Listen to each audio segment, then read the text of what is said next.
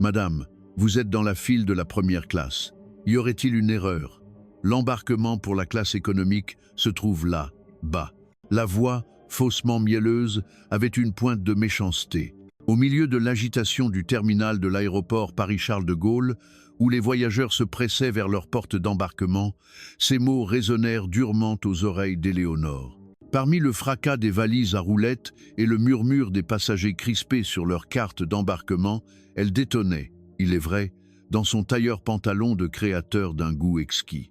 La quarantaine, la posture droite, l'allure posée, elle contrastait avec l'énergie frénétique qui l'entourait. Éléonore leva lentement les yeux pour faire face à son interlocutrice, une agente de bord. Cheveux blonds impeccablement coiffés, uniforme amidonné, la femme, dont le badge indiquait le nom de Chloé, affichait une expression de mépris à peine voilée. Son regard scrutateur balayait le vêtement de haute couture d'Éléonore, chaque détail raffiné, et s'attardait sur ses traits asiatiques comme pour les évaluer. Éléonore resserra sa prise sur la poignée de sa valise cabine en cuir. Dans la poche latérale, à peine visible, se trouvait sa licence de pilote, soigneusement rangée. Elle prit une profonde inspiration, humant l'odeur caractéristique des aéroports, un mélange de kérosène et de café. Gardant son calme, elle soutint le regard de Chloé, son visage impassible. Sans un mot, elle tendit simplement sa carte d'embarquement. Chloé la lui arracha presque des mains, ses ongles claquant sur le papier. En scannant le billet, ses yeux s'écarquillèrent de surprise, un bref instant, avant de retrouver leur expression maussade. « Très bien », dit-elle sèchement en lui rendant le billet. « Bon vol, Madame Dubois ». Sa voix était glaciale. Alors qu'Éléonore la dépassait pour s'engager sur la passerelle, elle entendit Chloé marmonner, comme pour elle-même. « De nos jours, n'importe qui peut se payer la première classe, apparemment. » Les pas d'Éléonore s'arrêtèrent un instant, ses épaules se crispèrent, mais elle secoua légèrement la tête et continua d'avancer. Elle n'allait pas lui donner la satisfaction d'une réaction. Près de la porte, un groupe d'agents de bord avait observé la scène. L'un d'eux, un jeune homme au regard bienveillant nommé Julien, dit à voix basse à sa collègue « Tu as vu ça? L'attitude de Chloé. C'est vraiment déplacé. » La femme à côté de lui jeta un coup d'œil vers Chloé et soupira. « Ce ne sont pas nos affaires. Tu la connais, elle est comme ça. » Un peu plus loin, deux agents masculins échangeaient des regards entendus, retenant mal un petit rire. Quand Chloé se retourna, l'un d'eux fit semblant de tousser. En entrant dans l'avion, Éléonore fut envahie par un sentiment familier de réconfort. Les innombrables heures passées dans un cockpit apaisaient son esprit. Une fraction de seconde, elle fut tentée de révéler son statut de pilote à ses agents de bord pour corriger leur attitude. Mais elle chassa aussitôt cette pensée. Elle était là pour se détendre, pas pour se justifier auprès d'inconnus. Éléonore trouva son siège, rangea son bagage dans le compartiment supérieur et s'enfonça dans le somptueux fauteuil en cuir. Elle ferma les yeux, se concentrant sur le vrombissement sourd des moteurs, ignorant les regards curieux des autres passagers. Lorsque l'avion atteignit son altitude de croisière et que le signal des ceintures s'éteignit, le personnel de cabine commença le service. Chloé apparut de l'office, poussant un chariot de boissons et de collations, arborant un sourire éclatant et charmant pour les passagers des premiers rangs de la première classe. Devant Éléonore, elle s'occupa avec déférence d'un couple âgé, écoutant attentivement leurs demandes et leur servant leurs boissons avec précaution. Éléonore observait la scène du coin de l'œil, restant stoïque. Elle savait ce qui allait suivre, mais elle était déterminée à ne pas se laisser affecter. En arrivant à son rang, le sourire de Chloé s'effaça pour laisser place à une expression de mépris à peine voilée. Sans un mot, elle posa une serviette en papier sur la tablette d'Éléonore, puis y déposa brutalement un gobelet en plastique rempli d'eau. Le geste fut si brusque qu'un peu d'eau se renversa, laissant de petites gouttelettes sur le plateau. « Merci », dit Éléonore d'un ton poli, en tendant la main vers le gobelet. Pour toute réponse, Chloé laissa échapper un petit ricanement. Sans même croiser son regard, elle passa au passager suivant. Plus loin dans l'allée, Julien avait observé la scène en se mordant la lèvre. Il sembla hésiter à intervenir, mais retourna finalement à ses tâches, non sans lancer un regard désolé à Éléonore. Au fur et à mesure que le service avançait, la tension dans la cabine de première classe devenait palpable. La voix de Chloé était chaleureuse et engageante avec les autres passagers, mais le contraste avec son ton froid et hostile envers Éléonore était flagrant. Une femme âgée assise derrière Éléonore murmura à son mari « C'est une honte, la façon dont elle traite cette dame. » Son mari acquiesça, l'air perplexe. « C'est tout à fait déplacé. Quelqu'un devrait dire quelque chose. » Un homme d'affaires assis plus loin, bien que conscient de l'attitude de Chloé, préféra replonger le nez dans son ordinateur portable pour éviter les ennuis. À ce moment, Chloé repassa dans l'allée et s'adressa à une passagère d'une cinquantaine d'années d'une voix suave. « Désirez-vous autre chose, madame ?» La femme jeta un coup d'œil à Éléonore, puis reporta son attention sur Chloé et répondit avec une expression complexe « Non, merci ». Chloé baissa alors la voix et, d'un geste subtil de la tête en direction d'Éléonore, ajouta « On se demande s'il n'offre pas les billets de première classe dans des tombolas maintenant. » Les yeux de la passagère s'écarquillèrent de stupeur. Mais Chloé était déjà passée au client suivant, laissant derrière elle un silence pesant. Éléonore, qui s'apprêtait à boire, entendit la remarque et manqua de s'étouffer. Elle reposa délicatement son gobelet, le menton légèrement relevé, s'efforçant de conserver son calme. Elle avait déjà été victime de discrimination, mais jamais de manière aussi flagrante, surtout à 10 000 mètres d'altitude, sans échappatoire. Un instant, elle songea à affronter Chloé, à dénoncer son comportement pour ce qu'il était, du pur préjugé.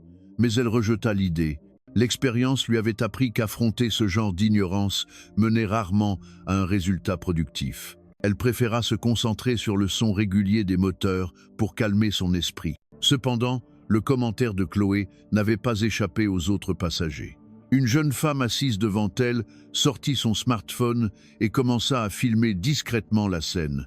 Ses doigts tapotaient rapidement sur l'écran, probablement en train de publier l'incident sur les réseaux sociaux. Le couple âgé affichait ouvertement son mécontentement. « Je n'arrive pas à croire que des gens se comportent encore ainsi de nos jours », murmura la femme à son mari. « C'est scandaleux. » Même Julien ne pouvait plus cacher son malaise. En passant près du siège d'Éléonore, il se pencha légèrement et murmura « Je suis sincèrement désolé pour ce qui se passe. Puis-je vous offrir quelque chose ?» Éléonore apprécia la gentillesse de Julien, mais savait que ce n'était pas sa faute. « Tout va bien, merci », répondit-elle doucement, lui offrant un petit sourire pour le rassurer. Alors que Julien s'éloignait, la porte du cockpit s'ouvrit et le copilote en sortit pour une pause. Il balaya la cabine du regard et s'approcha de Chloé. « Tout se passe bien ici ?» demanda-t-il d'un ton léger, mais son regard était perçant. L'attitude de Chloé changea instantanément. Affichant un sourire professionnel, elle répondit d'une voix lisse « Oui, tout est en ordre. Je viens de terminer le service des boissons. » Le copilote hocha la tête, mais la fixa un instant de trop, avec une nuance d'avertissement. Il avait dû entendre quelque chose, mais semblait hésiter à intervenir directement. Alors que la tension montait, les pensées d'Éléonore se tournèrent vers sa valise cabine, sous le siège devant elle. À l'intérieur se trouvait sa licence de pilote, la petite carte qui symbolisait des années de travail acharné, de dévouement et de sacrifice. Les yeux fermés, Éléonore se laissa submerger par les souvenirs.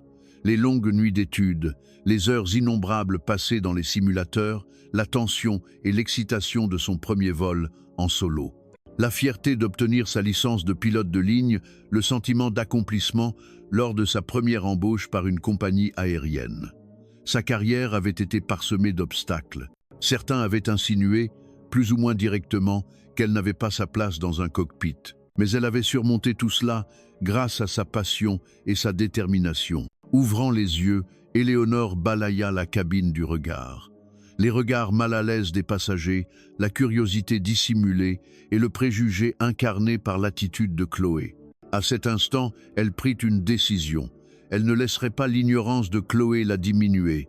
Elle était bien plus que les préjugés étroits de cette femme, bien plus que son apparence asiatique. Elle avait gagné ce siège en première classe par son travail et son dévouement.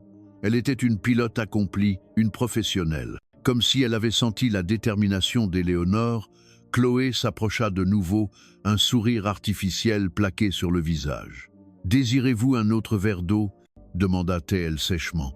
Éléonore soutint son regard avec calme. « Oui, s'il vous plaît. Merci, Chloé, » répondit-elle doucement.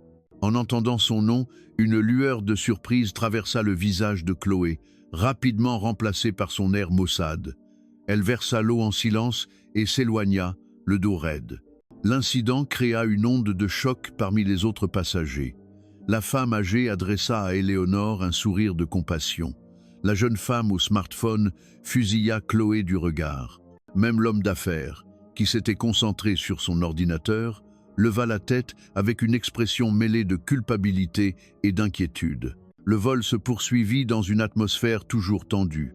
Chloé continuait son service, mais ses gestes étaient rigides et ses interactions avec les passagers réduites au minimum. Elle sentait les regards peser sur elle, mais au lieu de corriger son attitude, elle semblait s'enfermer dans une bouderie silencieuse. Julien, quant à lui, s'efforçait de répondre aux besoins d'Éléonore. Il venait de temps en temps lui proposer un verre ou lui offrir un sourire amical, tentant de compenser le comportement de sa collègue. « Puis-je vous apporter autre chose ?» demanda Julien à voix basse. « Un magazine? Des écouteurs ?» Éléonore apprécia ses efforts. « Tout va bien, merci Julien », répondit-elle chaleureusement, reconnaissante de sa sollicitude. Soudain, l'avion fut secoué par une violente secousse. C'était une turbulence brutale et inattendue, sans commune mesure avec les précédentes. Des cris de surprise s'élevèrent et les passagers s'agrippèrent aux accoudoirs. Les compartiments à bagages claquèrent et le bruit d'objets qui bougeaient emplit la cabine. Instinctivement, Éléonore resserra sa ceinture. Ses sens de pilote s'éveillèrent. Ce n'était pas une turbulence ordinaire. Quelque chose n'allait pas. Son pressentiment se confirma quelques secondes plus tard. Une voix tendue crépita dans l'interphone. « Mesdames et messieurs, ici votre copilote. Nous rencontrons un problème technique mineur dans le cockpit. Veuillez regagner vos sièges et attacher fermement vos ceintures. Merci de votre coopération. » Loin de calmer l'anxiété, l'annonce provoqua une nouvelle vague d'agitation. Les passagers échangèrent des regards inquiets et des murmures se propagèrent. Avec ses années d'expérience, Éléonore décela l'extrême tension dissimulée dans la voix du copilote. Ce n'était pas un problème mineur. Ses doutes se transformèrent en certitude lorsqu'elle vit une agente de bord, le visage livide, se précipiter vers l'office. L'agente, Sophie, s'approcha de Chloé et de Julien et leur parla en urgence, mais dans la cabine silencieuse, sa voix parvint jusqu'aux oreilles d'Éléonore. Le commandant de bord s'est évanoui. Il ne réagit plus. Le copilote gère seul, mais il panique. On doit atterrir d'urgence au milieu de cette tempête. Les yeux de Chloé s'écarquillèrent de stupeur et le visage de Julien devint blême. Éléonore sentit son cœur battre plus fort. Ce n'était pas de la peur, mais une montée d'adrénaline. C'était une crise. Et elle savait qu'elle pouvait aider. Sans hésiter, elle détacha sa ceinture et se leva. Ses mouvements étaient fluides, déterminés. Elle s'approcha des agents de bord qui discutaient fébrilement et dit d'une voix calme et autoritaire « Excusez-moi, j'ai entendu, je suis pilote. J'ai une grande expérience des situations d'urgence. Laissez-moi vous aider. » Les agents de bord la dévisagèrent avec un mélange de choc et de scepticisme. Chloé était particulièrement hostile. Malgré la crise, elle ne put cacher son mépris. « Vous, pilote ?» ricana-t-elle. « On ne peut pas prendre de risques avec une amatrice. C'est une véritable urgence. » Éléonore ignora sa remarque et répondit calmement « Je ne suis pas une amatrice. J'ai plus de 12 ans d'expérience aux commandes d'avions de ligne. Chaque seconde que nous perdons ici met en danger toutes les personnes à bord. » L'urgence dans sa voix sembla ébranler le scepticisme de Chloé. Des passagers, ayant entendu la conversation, commencèrent à soutenir Éléonore. « Si elle est pilote, laissez-la aider. Qu'est-ce que vous attendez? Faites quelque chose avant qu'on ne meure tous. » Alors que la panique montait dans la cabine, Chloé semblait tiraillée entre ses préjugés et la nécessité d'agir. Mais Julien n'attendit pas sa décision. Il se jeta sur l'interphone et appela le cockpit d'une voix tremblante. « Copilote, ici Julien. Nous avons une passagère qui est une pilote expérimentée. Est-ce que nous vous l'envoyons ?» Après un silence tendu, La voix du copilote retentit. « C'est vrai, si vous avez une pilote expérimentée, j'ai besoin d'aide immédiatement. Envoyez-la tout de suite. » C'était tout ce dont Julien avait besoin. Il se tourna vers Éléonore, les yeux remplis d'espoir. « Venez, par ici. » Tandis que Julien guidait Éléonore vers le cockpit, Chloé les suivait, le visage déformé par un mélange de colère, de peur et d'incrédulité. Les passagers retenaient leur souffle, beaucoup lançant des encouragements à Éléonore alors qu'elle se dirigeait vers l'avant de l'appareil. « Bonne chance, nos vies sont entre vos mains. » Éléonore hocha brièvement la tête, son esprit déjà entièrement concentré sur la tâche à accomplir. La porte du cockpit s'ouvrit sur une scène de chaos maîtrisé. Le commandant de bord était affalé sur son siège, inconscient, tandis que le copilote luttait avec les commandes. Plusieurs voyants d'alerte clignotaient de manière inquiétante sur le tableau de bord. L'avion fut de nouveau violemment secoué. « Dieu merci, vous êtes là », allaita le copilote. « Vous êtes bien pilote ?» Éléonore acquiesça, se dirigeant déjà vers le siège vacant du commandant. Éléonore Dubois, 12 ans d'expérience sur long courrier. Quelle est la situation? Alors qu'Éléonore prenait place, le jeune copilote lui expliqua rapidement la situation. Le commandant semblait avoir subi une crise cardiaque en vol, et lui-même avait du mal à gérer seul la traversée des turbulences tout en planifiant un atterrissage d'urgence. Éléonore écouta attentivement, ses mains se mettant déjà à manipuler les commandes avec une aisance familière. Elle vérifia rapidement les niveaux de carburant, la météo, l'état de l'avion. « D'accord », dit-elle d'une voix calme et pleine d'assurance. « D'abord, stabilisons notre trajectoire pour sortir de cette zone de turbulence. Ensuite, nous contacterons le contrôle aérien pour préparer un atterrissage d'urgence sur l'aéroport approprié le plus proche. » Le copilote hocha la tête avec gratitude, visiblement soulagé qu'Éléonore prenne les choses en main. Derrière eux, près de la porte, Chloé et Julien observaient avec admiration le sang-froid d'Éléonore. Les doigts d'Éléonore dansaient sur le tableau de bord, ajustant le cap et l'altitude. Ses yeux balayaient les écrans, traitant les informations à une vitesse fulgurante. Lorsqu'elle parla à la radio, sa voix était claire et autoritaire. « Mayday, Mayday, Mayday, ici vol 237. Nous déclarons une urgence médicale, commandant de bord inconscient. Demandons autorisation immédiate pour un atterrissage d'urgence. Position actuelle. » Mo. Pendant qu'Éléonore transmettait les coordonnées et la situation au contrôle aérien, le copilote la regardait avec stupéfaction. La femme qui avait été traitée avec mépris et insultée dans la cabine était maintenant leur dernier espoir de survie. Dans la cabine, la nouvelle de l'évanouissement du commandant et de l'intervention d'Éléonore s'était répandue comme une traînée de poudre. Les passagers oscillaient entre un silence tendu et des prières, les yeux rivés sur la porte du cockpit, espérant une bonne nouvelle. Dans l'office, les autres agents de bord assaillaient Chloé et Julien de questions. « C'est vrai? C'est une pilote? Qu'est-ce qu'elle fait dans le cockpit ?» Chloé, sans voix, voyait ses préjugés voler en éclats face à l'assurance et la compétence d'Éléonore. Elle ouvrit la bouche, mais aucun son n'en sortit. Julien, sentant son désarroi, répondit à sa place. « Elle maîtrise totalement la situation.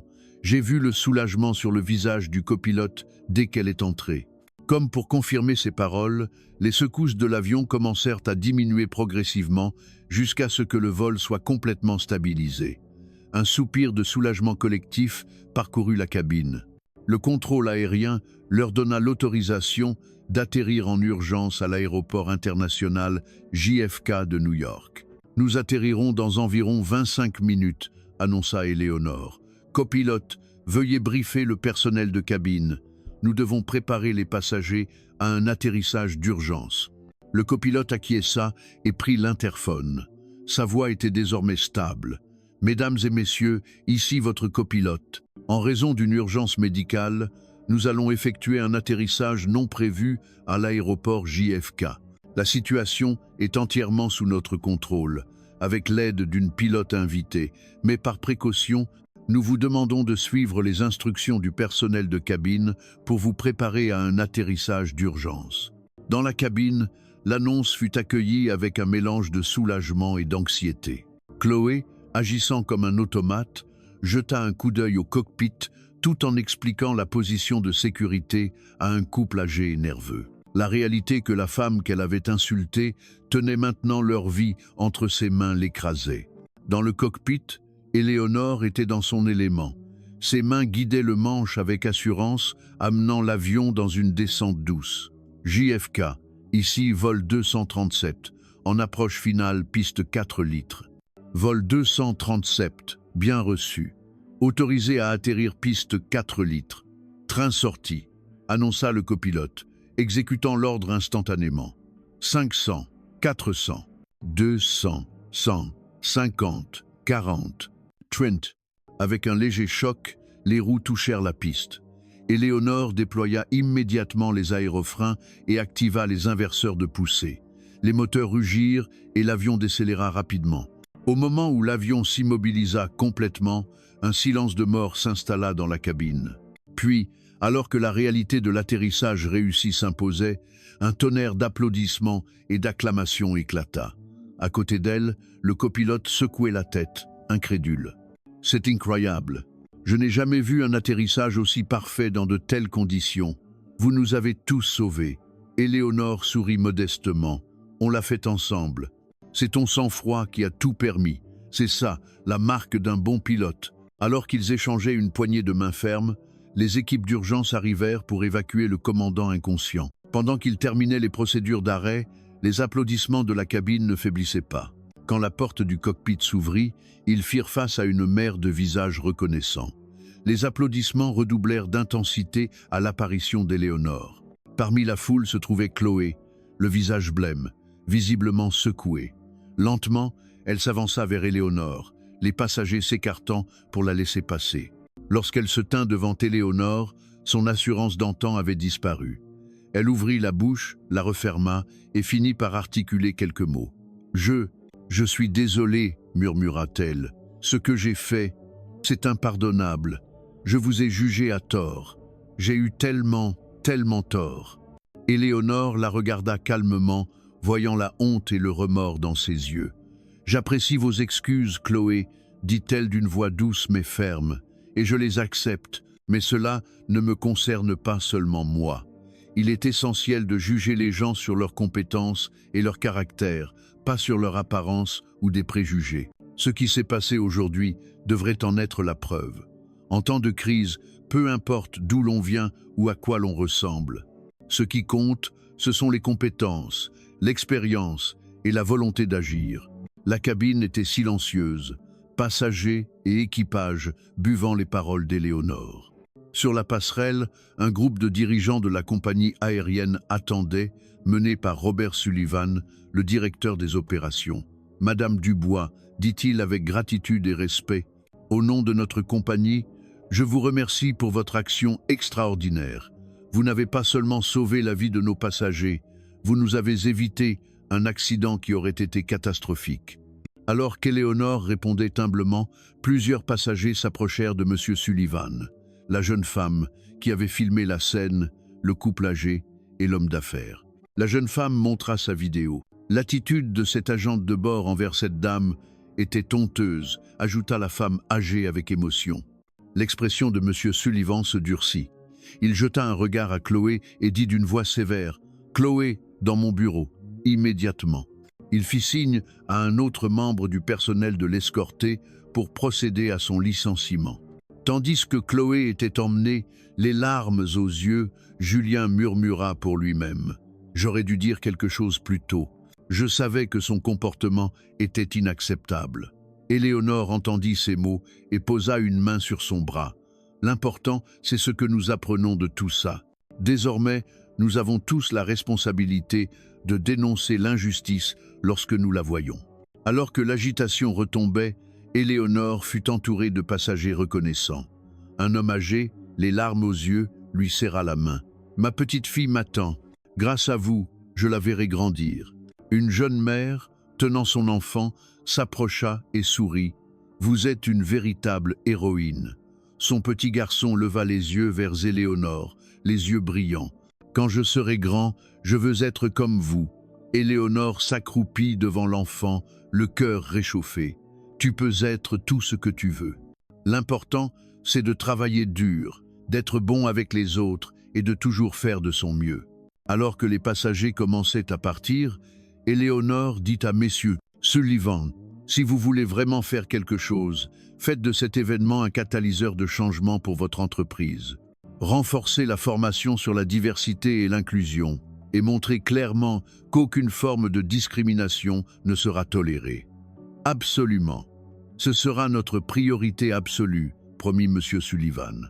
En sortant de l'aéroport et en montant dans un taxi, le smartphone d'Éléonore ne cessait de vibrer de notifications. Son nom était en tendance sur les réseaux sociaux et la vidéo de l'incident avait été vue des millions de fois. Il y avait même un tweet d'un célèbre militant des droits civiques. L'histoire d'Éléonore Dubois est un puissant rappel que la lutte contre les préjugés raciaux continue. Son courage et sa compétence nous inspirent tous à être meilleurs. Son téléphone sonna. C'était son mari, Mathieu. « Éléonore, Dieu merci, tu vas bien ?» Sa voix était tremblante d'émotion. « J'ai vu les informations. Pourquoi ne m'as-tu pas appelé tout de suite? Je suis désolé, Mathieu. Tout s'est passé si vite. Je vais bien, je te le promets. » Le chauffeur de taxi la regarda dans le rétroviseur, les yeux écarquillés. « Attendez une minute. Vous êtes la pilote des infos ?» Il refusa d'être payé. « C'est un honneur de conduire une héroïne. » À l'hôtel, le réceptionniste de nuit la reconnut et l'informa qu'on lui offrait la meilleure suite, gratuitement. Dans la somptueuse suite, Éléonore lut un email de M. Sullivan. Il demandait à la rencontrer à 10 heures le lendemain matin et l'informait que la décision avait été prise de mettre en œuvre une formation complète sur la diversité pour tout le personnel dès la semaine suivante. Votre courage a déclenché une conversation nécessaire pour notre entreprise et pour l'ensemble du secteur, concluait-il. Le lendemain matin, au siège d'Horizon Airlines, Éléonore rencontra M. Sullivan et la PDG, Jennifer Brooks. Madame Brooks lui présenta de profondes excuses pour la discrimination qu'elle avait subie, avant de lui faire une proposition surprenante. « Madame Dubois, nous aimerions que vous rejoigniez notre entreprise en tant que directrice de la diversité et de l'inclusion. » Éléonore fut stupéfaite. C'était un poste prestigieux, mais son cœur était dans le cockpit. « C'est un honneur, mais je suis une pilote.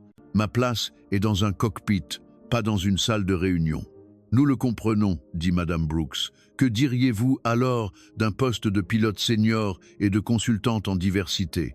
Vous pourriez continuer à voler tout en contribuant à nos initiatives et en encadrant de jeunes pilotes issus de minorités. » Cette proposition toucha Éléonore. Elle pouvait continuer à faire le métier qu'elle aimait tout en faisant bouger les choses. « J'aimerais y réfléchir, » répondit-elle. En sortant, une foule de journalistes l'attendait. Éléonore s'arrêta un instant, prit une profonde inspiration et répondit « La compagnie aérienne a reconnu sa responsabilité et a promis des changements significatifs. Bien que le comportement de l'agente de bord soit inexcusable, j'espère que cet événement sera une occasion de croissance et d'apprentissage, non seulement pour elle, mais pour nous tous. Cet incident est aussi un exemple de ce qui peut se passer lorsque l'on donne à quelqu'un la chance de démontrer ses compétences au-delà des stéréotypes. J'espère que cela servira de prise de conscience pour l'ensemble de la société. » Dans les mois qui suivirent, la vie d'Éléonore changea radicalement. Elle accepta le poste hybride et commença à donner des conférences dans des écoles et des congrès du monde entier. Dans un discours de remise de diplôme, ses paroles eurent un fort impact. « Les aspects de votre identité que les autres perçoivent comme des faiblesses sont souvent vos plus grandes forces. Ils vous donnent une perspective unique et une résilience qui ne s'apprennent pas. » Après son discours, une jeune femme asiatique étudiant l'ingénierie aérospatiale la remercia en larmes. « Votre histoire m'a donné de l'espoir. » Au sein de la compagnie aérienne, les programmes développés par Éléonore commençaient à transformer progressivement la culture d'entreprise. Un jour, alors qu'elle se préparait pour un vol, Julien lui dit « J'ai changé depuis cet incident. Maintenant, quand je vois une injustice, je prends la parole. » Éléonore sourit, fière de lui. Assise dans le cockpit, elle commença la liste de vérification avant le décollage. À côté d'elle, la copilote était une jeune femme originaire du Moyen-Orient. Elle lui sourit. « Prête, commandant ?» Éléonore sourit à son tour, un sentiment de plénitude l'envahissant, toujours prête. Elle saisit les commandes avec une confiance renouvelée. C'était sa place. L'endroit où elle pouvait faire le travail qu'elle aimait tout en ouvrant la voie à d'autres. Alors que l'avion s'élevait dans le ciel azur et que la ville s'éloignait en dessous, Éléonore pensa à toutes les personnes que son histoire avait touchées. Elle espérait que sa fille, Isabelle, grandirait dans un monde où les gens seraient jugés pour ce qu'ils sont vraiment. Atteignant l'altitude de croisière, Éléonore prit l'interphone pour s'adresser aux passagers. Sa voix calme et rassurante emplit la cabine, un témoignage de sa confiance, de son professionnalisme et de sa foi en l'humanité.